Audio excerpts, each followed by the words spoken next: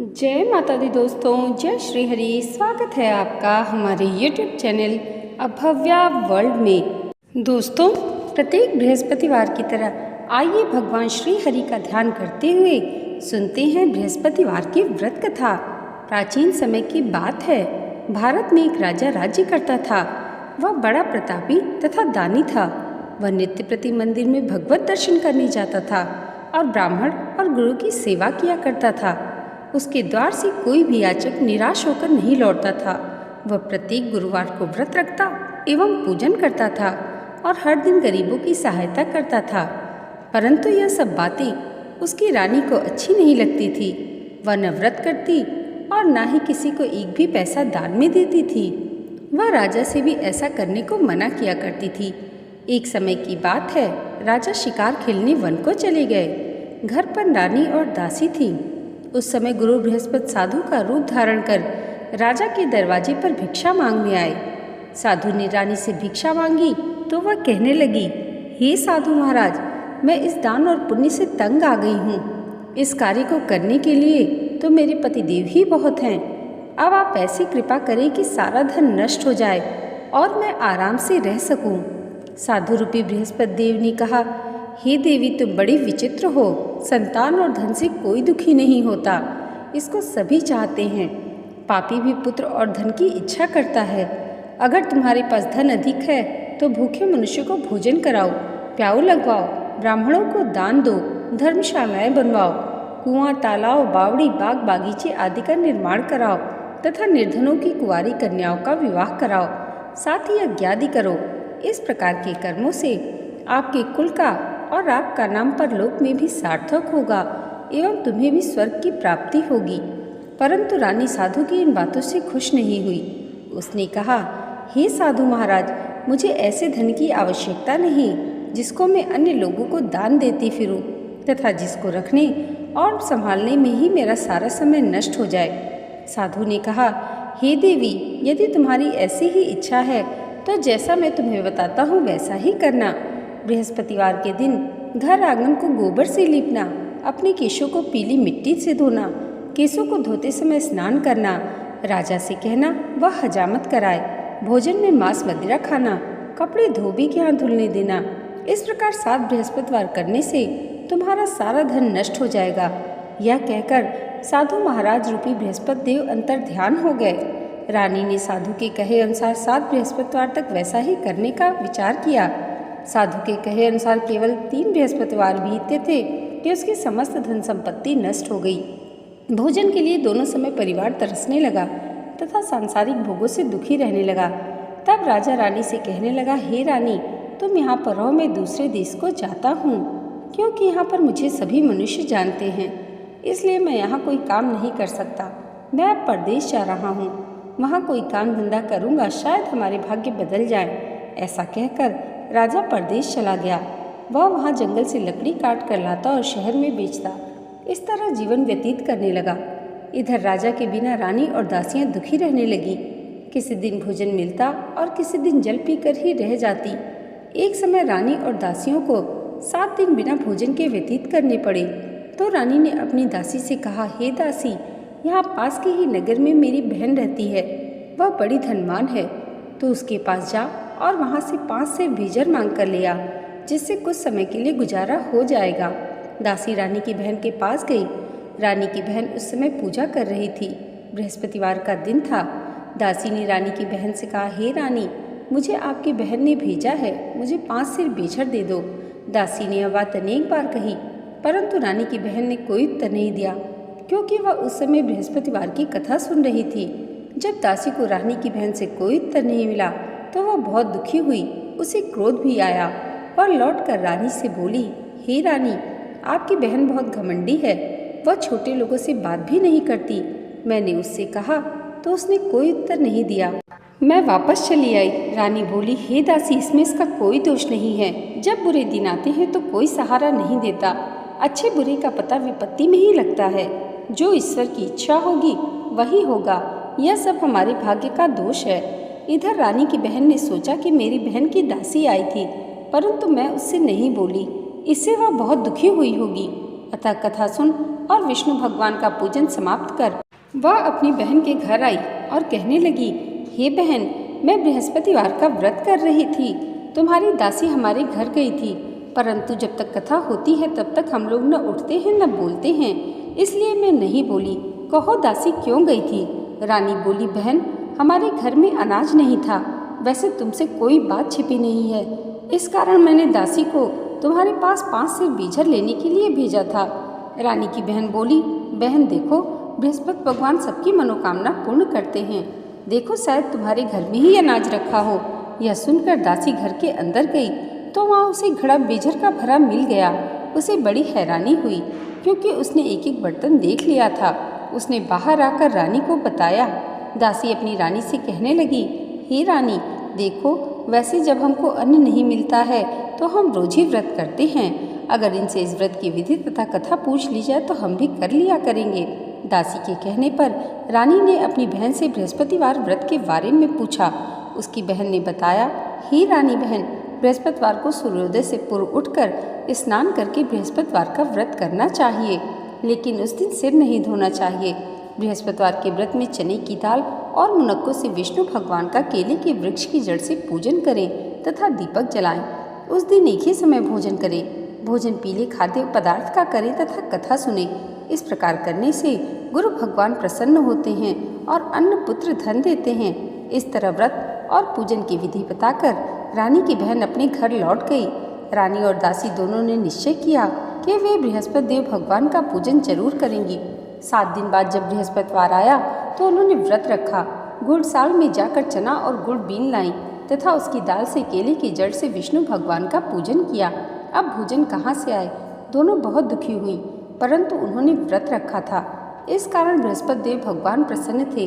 वे एक साधारण व्यक्ति के रूप में 2 थालों में सुंदर पीला भोजन लेकर आए और दासी को देकर बोले, हे दासी, यह भोजन तुम्हारे और रानी के लिए है, तुम दोनों करना। दासी भोजन पाकर बड़ी प्रसन्न हुई और रानी से बोली, रानी जी भोजन कर लो। रानी को भोजन के आने के बारे में कुछ पता नहीं था, इसलिए वह दासी से बोली, जा तू ही भोजन कर, क्योंकि तू हमारी व्यर्थ में हंसी उड़ाती है। दासी बोली, एक व्यक्ति अभी भोजन दे गया है। रानी कहने लगी, वह भोजन तेरे लिए ही दे गया होगा, तू ही भोजन कर। दासी ने कहा, वह व्यक्ति हम दोनों के लिए 2 थालों में भोजन दे गया है, इसलिए मैं और आप दोनों साथ साथ भोजन करेंगी। फिर दोनों ने गुरु भगवान को नमस्कार कर भोजन प्रारंभ किया। इसके बाद से वे प्रत्येक बृहस्पतिवार को गुरु भगवान का व्रत और पूजन करने लगी। बृहस्पति भगवान की कृपा से उनके पास धन हो गया, परंतु रानी फिर पहले की तरह आलस्य करने लगी। तब दासी बोली, देखो रानी, तुम पहले भी इस प्रकार आलस्य करती थी, तुम्हें धन के रखने में कष्ट होता था, इस कारण सभी धन नष्ट हो गया। अब गुरु भगवान की कृपा से धन मिला है तो तुम्हें फिर आलस्य होता है। बड़ी मुसीबतों के बाद हमने यह धन पाया है, इसलिए हमें दान पुण्य करना चाहिए। तुम भूखे मनुष्य को भोजन कराओ, प्याऊ लगवाओ, ब्राह्मणों को दान दो, कुआं, तालाब, बावड़ी आदि का निर्माण कराओ, मंदिर पाठशालाएं बनाकर दान दो, कुंवारी कन्याओं का विवाह करवाओ, धन को शुभ कार्यों में खर्च करो, जिससे तुम्हारे कुल का यश बढ़े तथा स्वर्ग की प्राप्ति और पितृ भी प्रसन्न हो। दासी की बात मानकर रानी ने इस प्रकार के कर्म करने प्रारंभ किए, जिससे उसका काफ़ी यश फैलने लगा। एक दिन रानी और दासी आपस में विचार करने लगी, न जाने राजा किस दशा में होंगे, उनकी कोई खोज खबर नहीं है। गुरु भगवान से उन्होंने प्रार्थना की और भगवान ने रात्रि में राजा को स्वप्न में कहा, हे राजा, उठ, तेरी रानी तुझको याद करती, अपने देश को लौट जा। राजा प्रातःकाल उठकर जंगल से लकड़ियाँ काट कर लाने के लिए जंगल की ओर चल पड़ा। जंगल से गुजरते हुए वह सोचने लगा, रानी की गलती से कितने दुख भोगने पड़े। राजपाट छोड़कर उसे जंगल में आकर रहना पड़ा। जंगल से लकड़ियाँ काटकर उन्हें बेचकर गुजारा करना पड़ा। उसी समय उस जंगल में बृहस्पति देव एक साधु का रूप धारण कर आए और राजा के पास आकर बोले, हे लकड़हारे, तुम इस सुनसान जंगल में किस चिंता में बैठे हो, मुझे बतलाओ। यह सुन राजा के नेत्रों में जल भर आया और साधु की वंदना कर बोला, हे प्रभु, आप सब कुछ जानने वाले हैं। इतना कहकर राजा ने साधु को अपनी संपूर्ण कहानी सुना दी। महात्मा तो स्वभाव से ही दयालु होते हैं। वे राजा से बोले, हे राजा, तुम्हारी पत्नी ने बृहस्पति देव के प्रति अपराध किया था, जिस कारण तुम्हारी यह दशा हुई है। अब तुम किसी प्रकार की चिंता मत करो, भगवान तुम्हें पहले से अधिक धन देंगे। देखो, तुम्हारी पत्नी ने बृहस्पतिवार का व्रत करना प्रारंभ कर दिया है। अब तुम भी बृहस्पतिवार का व्रत करके चने की दाल व गुड़ और जल को लोटे में डालकर केले के पत्ते से भगवान विष्णु का पूजन करो। फिर कथा कहो या सुनो, भगवान तुम्हारी सब कामनाओं को पूर्ण करेंगे। साधु को प्रसन्न देखकर राजा बोला, हे प्रभु, मुझे लकड़ी बेचकर इतना पैसा भी नहीं बचता जिससे भोजन करने के उपरांत मैं कुछ बचा सकूं। मैंने रात्रि में अपनी रानी को व्याकुल देखा है। मेरे पास कोई साधन नहीं जिससे मैं समाचार जान सकूं। फिर मैं बृहस्पतिवार की कौन सी कहानी कहूँ या सुनूं? मुझको तो कुछ भी मालूम नहीं है। साधु ने कहा, हे राजा, तुम किसी प्रकार की चिंता मत करो। बृहस्पतिवार के दिन तुम रोजाना की तरह लकड़ियाँ लेकर शहर में जाओ। तुम्हें रोज से दुगना धन प्राप्त होगा, जिससे तुम भली भांति भोजन कर लोगे तथा बृहस्पति देव की पूजा का सामान भी आ जाएगा। बृहस्पति देव की कथा इस प्रकार है। प्राचीन काल में एक बहुत ही निर्धन ब्राह्मण रहता था। उसकी कोई संतान नहीं थी। वह नित्य पूजा पाठ करता, परंतु उसकी स्त्री बहुत मलिनता के साथ रहती थी। वह न स्नान करती, न किसी देवता का पूजन करती। प्रातःकाल उठते ही सर्वप्रथम भोजन करती, बाद में कोई अन्य कार्य करती। ब्राह्मण देवता बहुत दुखी रहते थे। पत्नी को बहुत समझाते, किंतु इसका कोई परिणाम न निकलता। भगवान की अनुकंपा से एक समय उस ब्राह्मण की पत्नी गर्भवती हुई और 10वें महीने एक सुंदर कन्या को जन्म दिया। निर्धन ब्राह्मण कन्या के जन्म से बहुत दुखी हुआ। धीरे धीरे ब्राह्मण की कन्या बड़ी होने लगी। बचपन से इस कन्या की रुचि भगवान विष्णु की पूजा में थी। वह प्रातः उठते ही स्नान आदि करके भगवान विष्णु की पूजा करने मंदिर में जाती थी। बृहस्पतिवार को व्रत करके विधिवत पूजा पाठ करती थी। पूजा पाठ के बाद वह पढ़ने के लिए पाठशाला में जाती थी। घर से चलते हुए मुट्ठी भर जौ साथ लेकर जाती और पाठशाला के रास्ते में थोड़े थोड़े जौ गिराती जाती थी। जब वह पाठशाला से घर लौटती तो जौ के वह दाने सोने में बदले हुए मिलते। लड़की सभी सोने के दाने बीन लाती थी। एक दिन जब वह सोने के दाने साफ कर रही थी तो उसकी माँ ने कहा, बेटी, सोने के दाने साफ करने के लिए सोने का सूप भी होना चाहिए। अगले दिन बृहस्पतिवार था। उसने भगवान बृहस्पति देव जी की पूजा करते हुए प्रार्थना की, हे भगवान, यदि मैंने आपका व्रत विधिवत किया है तो मुझे सोने का सूप दे दो। भगवान बृहस्पति देव ने उसकी मनोकामना पूरी करने का वचन दिया। पाठशाला से लौटते समय उसे रास्ते में सोने का सूप पड़ा हुआ मिला। घर लौटकर सोने का सूप अपनी माँ को दिखाकर वह सोने के दाने साफ करने लगी। उसी समय नगर का राजकुमार उसके घर के पास से गुजरा। उस सुंदर लड़की को सोने के सूप में जौ साफ करते देख राजकुमार उस पर मोहित हो गया। महल में लौटकर राजकुमार ने राजा से उस लड़की के विवाह की इच्छा प्रकट की। तो राजा ने ब्राह्मण को महल में बुलाकर राजकुमार से उसकी लड़की के विवाह की बात कही। ब्राह्मण तैयार हो गया। धूमधाम से उस लड़की का विवाह राजकुमार से हो गया। दुल्हन बनकर ब्राह्मण की लड़की महल में चली गई। लड़की के चले जाने से ब्राह्मण फिर निर्धन हो गया। उसे कई कई दिन भोजन भी नहीं मिलता था। बहुत दुखी होकर ब्राह्मण एक दिन अपनी लड़की के पास गया। अपने पिता से निर्धनता का समाचार सुनकर उसे बहुत सा धन देकर पिता को विदा किया। उस दिन से ब्राह्मण के कुछ दिन तो आराम से गुजर गए, लेकिन जल्दी ही फिर भूखों मरने की हालत हो गई। ब्राह्मण अपनी लड़की से धन लेने के लिए फिर महल में पहुंचा। लड़की ने पिता की बुरी हालत देखकर कहा, पिताजी, आखिर आप कब तक मुझसे धन लेकर जीवन यापन करेंगे?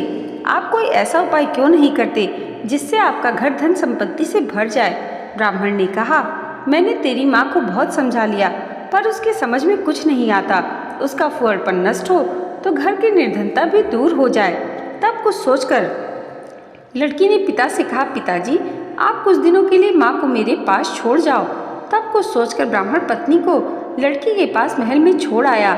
लड़की ने अपनी माँ से कहा, माँ, तुम कल प्रातःकाल उठकर स्नान आदि करके भगवान बृहस्पति देव जी की पूजा अवश्य करना। पूजा करने से तुम्हारी निर्धनता अवश्य दूर हो जाएगी। लेकिन उसकी माँ ने उसकी कोई बात नहीं मानी। तब क्रोधित होकर लड़की ने अपनी माँ को एक कक्ष में बंद कर दिया। सूर्योदय के समय माँ को उठाकर जबरदस्ती उसे स्नान कराया और फिर मंदिर में ले जाकर भगवान बृहस्पति देव जी की पूजा कराई। कुछ दिन तक ऐसा करने से माँ की बुद्धि में परिवर्तन हुआ और वह स्वयं बृहस्पतिवार का व्रत रखने लगी। उसके व्रत रखने से ब्राह्मण के घर में भगवान विष्णु की अनुकंपा से धन की वर्षा होने लगी। दोनों पति पत्नी धन संपत्ति पाकर आनंद पूर्वक जीवन यापन करते हुए विष्णु धाम को चले गए। लकड़हारा बने राजा ने उन साधु से भगवान बृहस्पति देव जी की यह कथा सुनकर बृहस्पतिवार का व्रत करके भगवान विष्णु की पूजा की। उस दिन से उसके सभी क्लेश दूर हो गए।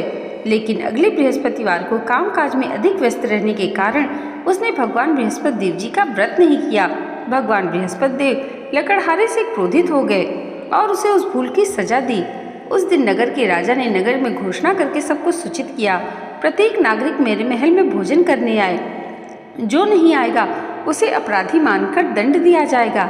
लकड़हारा बने राजा ने ऊसर नगर के राजा की घोषणा तो सुनी, लेकिन जंगल से लकड़ी काट कर लाने और उन्हें बेचने में देर हो जाने के कारण वह समय पर महल में भोजन करने नहीं जा सका। अतः राजा के सैनिक लकड़हारे को पकड़कर महल में ले गए। राजा ने उन्हें उस महल के कक्ष में बिठाकर भोजन कराया। उस कक्ष में खुंटी पर रानी का सोने का हार लटका हुआ था। लकड़हारा अकेला उस कक्ष में भोजन कर रहा था। तभी उसी ने एक आश्चर्यजनक घटना घटते देखी। देखते ही देखते खुंटी हार को निगल गई। थोड़ी देर के बाद राजा ने हार को गायब देखा तो लकड़हारे को कारावास में डलवा दिया। लकड़हारा मन ही मन अपने भाग्य को कोसने लगा। तभी उसे उस जंगल में मिले साधु का स्मरण हो आया।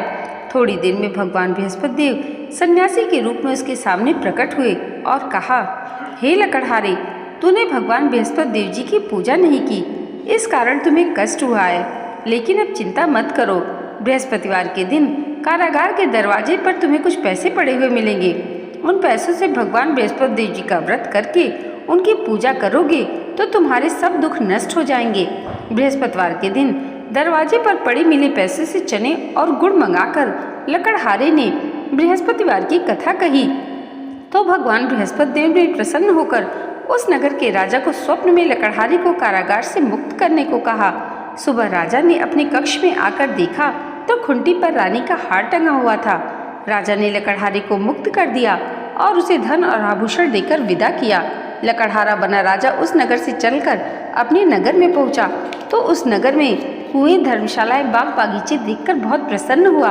राजा ने किसी से पूछा, ये कुएं, धर्मशालाएं किसने बनवाई हैं? सबने उसे बताया, ये सब रानी और दासी ने बनवाए हैं।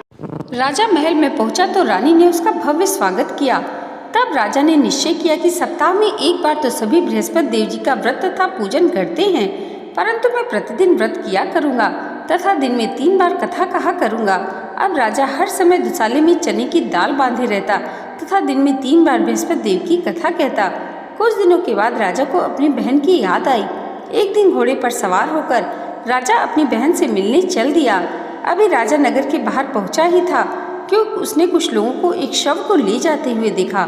राजा को स्मरण हो आया कि आज उसने किसी को बृहस्पतिवार की व्रत कथा नहीं सुनाई है।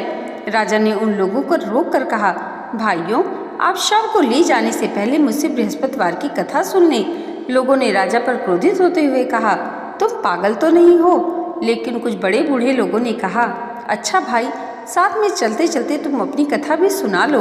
राजा ने चलते हुए आधी कथा ही सुनाई थी कि शव हिलने लगा। राजा के पूरी कथा सुनाते ही शव उठकर बैठ गया। लोगों ने हैरानी से दांतों तले उंगली दबाई और अगले बृहस्पतिवार से भगवान बृहस्पति देव जी का व्रत करने व कथा सुनने का निश्चय कर लिया। अब घोड़े पर सवार राजा चलते हुए एक किसान के पास पहुंचा। किसान अपने खेत में हल चला रहा था। राजा ने कहा, अरे भाई, मुझसे बृहस्पतिवार की कथा सुन लो। किसान झुंझला कर बोला, अरे भाई, देख नहीं रहे, जितनी देर तक तुम्हारी कथा सुनूंगा उतनी देर में पूरे खेत में हल चला लूंगा। राजा निराश होकर चलने लगा। तभी किसान के बैल लड़खड़ाकर जमीन पर जा गिरे। किसान के पेट में भी जोरों का दर्द होने लगा। उस किसान की पत्नी जब खाना लेकर आई तो उसने किसान से इस बारे में पूछा। किसान ने घुड़सवार की पूरी कहानी सुना दी। किसान की पत्नी दौड़ती हुई राजा के पास पहुंचकर हाथ जोड़कर बोली, भैया, मैं तुम्हारी कथा सुनने को तैयार हूँ। राजा ने उसके साथ खेत पर पहुंचकर बृहस्पतिवार की कथा सुनाई। तभी बैल उठकर खड़े हो गए। किसान के पेट का दर्द भी तुरंत ठीक हो गया। राजा अपनी बहन के घर पहुंचा तो उसकी बहुत आवभगत हुई। अगले दिन सुबह उठकर राजा ने देखा घर के सभी लोग भोजन कर रहे हैं। किसी भूखे को बृहस्पतिवार की कथा सुनाए बिना राजा भोजन नहीं करता था। उसने बहन से कहा, बहन, क्या घर में कोई ऐसा व्यक्ति नहीं जिसने अभी तक भोजन न किया हो? उसकी बहन बोली, भैया, हमारे घर में तो क्या आपको पूरे नगर में कोई ऐसा व्यक्ति नहीं मिलेगा जिसने सुबह सुबह भोजन नहीं किया हो। तब राजा ने बहन के घर से निकलकर उस नगर में बिना भोजन किए व्यक्ति की तलाश की। एक गडरिये के घर में उसका बेटा बीमार होने के कारण भूखा रह गया था। राजा ने उसको जाकर बृहस्पतिवार की कथा सुनाई। कथा सुनते सुनते गडरिये का बीमार बेटा बिल्कुल ठीक हो गया। सबने राजा की बहुत प्रशंसा की। एक दिन राजा ने अपनी बहन से कहा, बहन, अब हम अपने घर जाना चाहते हैं, तुम भी हमारे साथ चलो, कुछ दिन वहाँ रहकर लौट आना। राजा की बहन ने अपनी सास से पूछा तो सास ने ताने देते हुए कहा, बहू, मायके जाना है तो अकेली जाना, मेरे पोतों को नहीं ले जाना। तुम्हारे भाई की कोई संतान नहीं है, कहीं तुम्हारी भाभी मेरे पोतों पर जादू टोना न कर दे। दूसरे कक्ष में बहन की सास की बातें सुनकर राजा दुखी मन से अकेला ही अपने नगर को लौट गया। रानी ने राजा से कहा, आप तो अपनी बहन को साथ में लाने की बात कहकर गए थे, फिर बहन को साथ क्यों नहीं लाए? तब राजा ने दुखी होते हुए कहा, रानी, हम निसंतान हैं, इसलिए कोई हमारे घर आना पसंद नहीं करता। रानी ने राजा को समझाया, हे प्राणनाथ, हमें बृहस्पति देव ने सब कुछ दिया है, अब भगवान बृहस्पति देव हमें संतान भी अवश्य देंगे। बृहस्पतिवार को विधिवत व्रत करते हुए राजा रानी ने भगवान बृहस्पति देव से संतान के लिए प्रार्थना की। कुछ दिनों के बाद उन्होंने स्वप्न में दर्शन देते हुए कहा, हे राजन, तेरी मनोकामना अवश्य पूरी होगी। एक सप्ताह बाद ही रानी गर्भवती हो गई। 10वें महीने रानी ने एक सुंदर पुत्र को जन्म दिया। राजा रानी जीवन पर्यंत बृहस्पतिवार का व्रत करते रहे। उनके घर में धन की वर्षा होती रही। इस तरह आनंद पूर्वक जीवन यापन करते हुए राजा रानी भगवान बृहस्पति देव की अनुकंपा से मोक्ष को प्राप्त करके सीधे वैकुंठ धाम पहुँच गए। बृहस्पतिवार को विधिवत व्रत करके जो स्त्री पुरुष भगवान विष्णु की पूजा करते हैं, भगवान उनकी सभी मनोकामनाएं पूरी करते हैं। इति श्री बृहस्पतिवार व्रत कथा। दोस्तों, आज की ये वीडियो अगर आपको अच्छी लगी हो तो कमेंट बॉक्स में जय श्री हरि जरूर लिखिएगा और इसे लाइक और हमारे चैनल पर पहली बार आए हैं तो सब्सक्राइब करना मत भूलिएगा। भगवान श्री हरि की कृपा आप सबके जीवन पर सदैव ऐसे ही बनी रहे, इसी मंगल कामना के साथ मिलते हैं अगले वीडियो में। तब तक के लिए जय माता दी, जय श्री हरि।